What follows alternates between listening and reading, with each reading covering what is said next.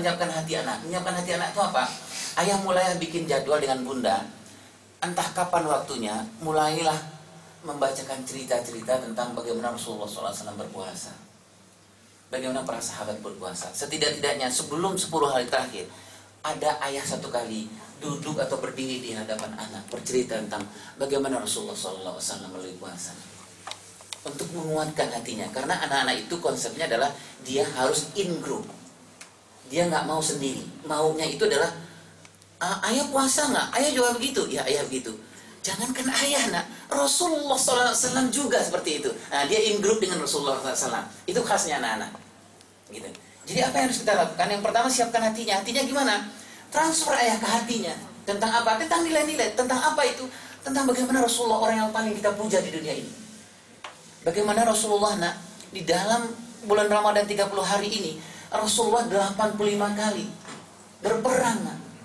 Jadi dalam satu hari itu bisa lagi 2 kali Rasulullah melakukan aktivitas yang di luar normal. Jadi kita kuatkan ke anak-anak. Berarti kalau kita udah cerita nih sama anak, terus anak bilang, jadi kalau gitu ya berarti Rasulullah nggak capek-capek dong. Iya. Nah ini yang kita mau indikan ke anak kita. Gitu. Ini proses in group tadi ya. Rasulullah pernah lapar juga nggak? Pernah. Tapi Rasulullah waktu lapar itu Rasulullah bertakbir, Rasulullah mengingat yang lain. Nah, apa yang terjadi di anak? Di anak itu ada proses internalize namanya, proses in grouping itu. Proses dia bilang, ya, ntar aku juga gitu, ntar juga aku gitu. Yang anak, dikasihnya anak 2-10 tahun itu copy paste. Di copy paste tuh ya. Jadi kuncinya di anak itu di 0-10 tahun itu adalah, atau 2-10 tahun itu adalah dia akan melakukan apa-apa yang dilakukan oleh orang yang dia cintai. Dia akan melakukan apa-apa yang dilakukan oleh orang yang dia cintai. Nah baik ayah, itu persiapan hati. Nah sekarang ayah bagaimana caranya? Ayah cari aja di buku atau perpustakaan di mana 1 atau 2 kisah tentang Rasulullah SAW yang menggambar, atau sahabat menggambarkan bagaimana berpuasanya sahabat dan sahabat dan sahabiat. Nanti bagi anak kita yang di atas remaja 10-15, ini penting ayah untuk mengenalkan beberapa sahabiah yang sahabiah itu sahabiah muda gitu.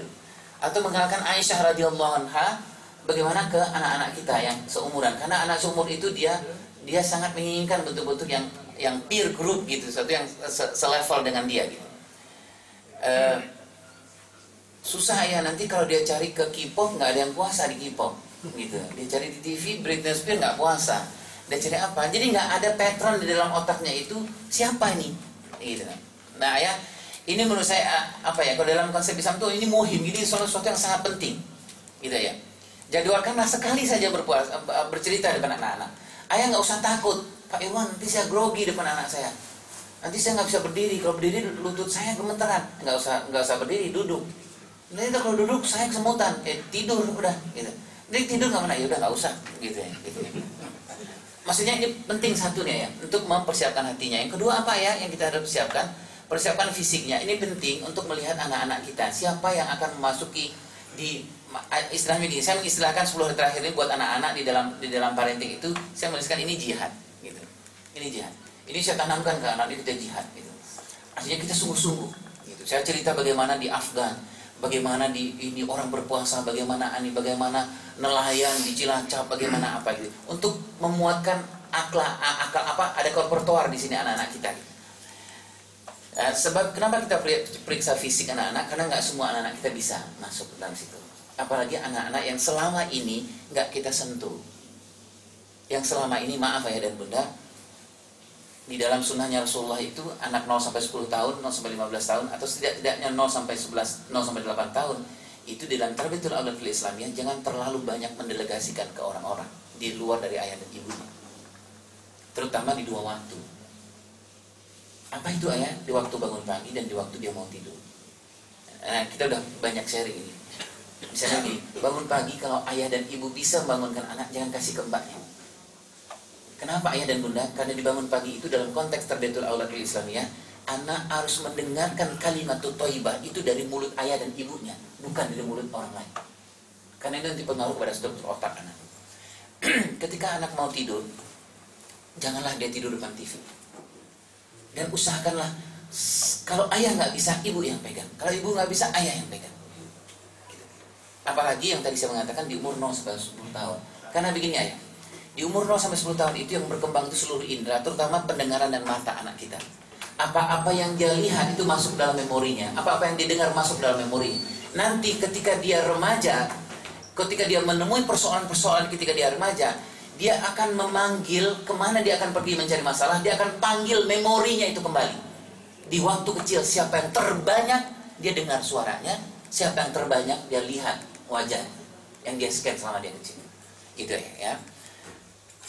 Baik, terus kemudian siapkan akalnya ya. Siapkan akal itu lebih kepada begini ya. Ini kan anak-anak bertanya, apa kita nggak mati ya? Apa misalnya kita kan tidurnya sedikit ya?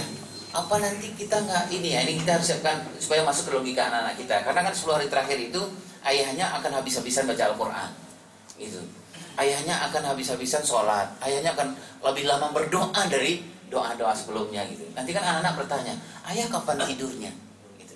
Kemudian ketika ayahnya kemulail, kemudian dia bangun pagi, subuh, dalam keadaan yang sangat ngantuk tuh gimana, masih pergi ke masjid. Nanti anak akan bertanya. Nah sebelum itu, sebelum 10 hari terakhir, kita berikan logika-logikanya ke anak kita. Baik ayah. Kita sampai jam. Udah selesai? Udah selesai?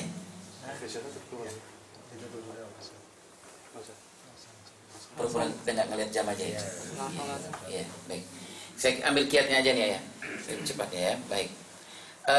Bagi ayah dan bunda yang bekerja 10 hari terakhir ini, entah caranya bagaimana, buatlah pertemuan-pertemuan yang berkualitas dengan anak. Itu pentingnya. Cobalah ayah evaluasi dan bunda evaluasi selama ini pertemuan saya dengan anak seperti apa. Yang penting itu berkualitas. Berkualitas itu syaratnya 2 ayah. Yang pertama bermakna buat anak. Setiap kita bertemu dengan anak kita dalam waktu 2 menit atau 3 menit, itu bermakna buat anak, bukan buat kita. Gitu. Yang kedua adalah setiap pertemuan kita mau sekecil apapun, durasi mau 2 menit atau 1 menit pun, itu harus kita melihat aspek secara menyeluruh. Misalnya begini ya. Waktu sahur, waktu berbuka, misalnya dia datang, ya aku tadi sebelum ayah berbuka, aku udah bikinin teh manis, ini minum ayah. Pura-puranya gini, kita minum. Nah, minum, jangan kita hanya bilang makasih ya mas, jangan itu saja. Karena ada sekian banyak aspek yang ada di dalam diri anak kita yang harus kita bangkitkan, kita kuatkan gitu. Apa itu? Ada aspek sosial, ada aspek spiritual, ada aspek fisik, aspek yang lainnya. Setidak-tidaknya ayah jangan hanya satu bicara saja, jangan satu makasih anak, tapi bilang gini, makasih anak, subhanallah. Kalaulah anak-anak yang lain seperti ini nah, dengan anaknya kepada ayahnya, subhanallah, pastilah banyak sekali anak-anak yang soleh dan solehah di muka bumi ini. Apa yang kita sentuh? Aspek sosial. Gitu ya. Nah, kenapa kita aspek sosial, aspek spiritual kita sentuh dalam waktu hanya 1 menit itu? Karena kita nggak punya waktu ayah. Kalau ayah punya waktu, ayah bekerja di rumah, buka warung di rumah gitu kan gampang. Gitu, kapan pun kita bisa gitu. Tapi persoalan ini kita cuman gini ayah, 4 jam, di Indonesia ini 4 jam optimal ayah dan bunda. 4 jam itu pun ayah bunda dengan anaknya, itu pun dengan sebuah persoalan yang besar, yaitu tidak banyak ayah dan bunda yang memahami tahap perkembangan anak. Kenapa? Karena nggak ada juga. Saya bicara di majelis di Excel sebelah sana. Kita jujur saja, ada nggak ayah dipersiapkan untuk menjadi ayah? Ada nggak ilmunya? Nggak ada. Padahal kita nanti sebagai kaum ibu-ibu, kami sebagai kaum akan ditanya sama Allah Subhanahu Wa Taala, seperti apa kita nanti mendidik dan mengasuh anak-anak. Nanti akan ditanya sama Allah, tugas sebagai laki-laki muslim itu ketika istrinya hamil tua adalah bagaimana mengenalkan tauhid, mengenalkan Allah dan Rasulullah ketika istrinya hamil tua. Saya nggak melakukan itu karena saya nggak tahu. Siapa yang ngasih tahu saya? Nggak ada. Artinya saya sudah zolim dengan anak saya. Padahal sebagai laki-laki muslim di dalam tarbiyatul aulad itu dia harus rutin sekali, terutama hamil tua. Dia bacakan kisah di depan istrinya, dia pegang perut istrinya, dia tilawah depan istrinya. Ini nggak peduli apa ayah dan bunda mau bacanya bagus atau tidak, makhrajnya bagus atau tidak, itu nggak peduli. Tapi ada Al-Quran ketika pembentukan yang terjadi di hamil tua istri kita. Nah ketika nanti di umur 0 sampai 2 tahun, apalagi tugas ayah? Tugas ayah adalah dia ketika dia menggendong itu dia harus menstimulan pendengaran dan mata anaknya. Dia menggendong itu nggak boleh dia sambi-sambi dan dia nggak boleh nonton TV, gitu ya. Karena di saat itulah Allah memudahkan bagaimana anak men-scan wajah ayahnya ketika dia menggendong anaknya. Kalau dia menggendong anaknya itu dia bicara, bobok nak, dia telepon, lu di mana nih? Gitu. Aku terhati kayaknya ya, wah buset apa gitu. Anak rekam, gitu ya. Dan ini bertahan 10 tahun lamanya ayah. 0,2 tahun anak itu bertahan di memorinya, itu apa yang dia scan di wajahnya, apa yang dia lihat, dia dengar di ayahnya, itu bertahan 10 tahun. 10 tahun lamanya ayah. Nah, saya gitu, sebagai seorang ayah muslim, saya nggak dapat ilmu itu. Nah, itulah sebabnya ayah, kenapa di 10 hari terakhir ini adalah jihad kita. Ini kita harus fight. Ketika kita bersama sahur dengan anak kita, berdoalah dengan anak kita. Dan jangan langsung ke sahur aja ya gitu. Doa, khidmatkan doa. Anak dalam 10 hari terakhir itu, anak menontonlah ayahnya sekali, 2 kali itu ada tetesan air mata ayahnya di sini. Atau menonton ibunya, ada ibunya menangis berdoa. Saya mengatakan ke diri saya memohon kepada ayah, dan itu hak anak. Itu ayah. Tapi gimana caranya? Kita bilang, nak, doalah, doa ya. Siapa yang mimpi? Abangnya. Ayah, subhanallah, nak bekerja. Bunda bekerja, subhanallah. Capeknya luar biasa. Doa anak buat ayah dan bunda. Pasti menitikan air mata doa anak-anak kita itu.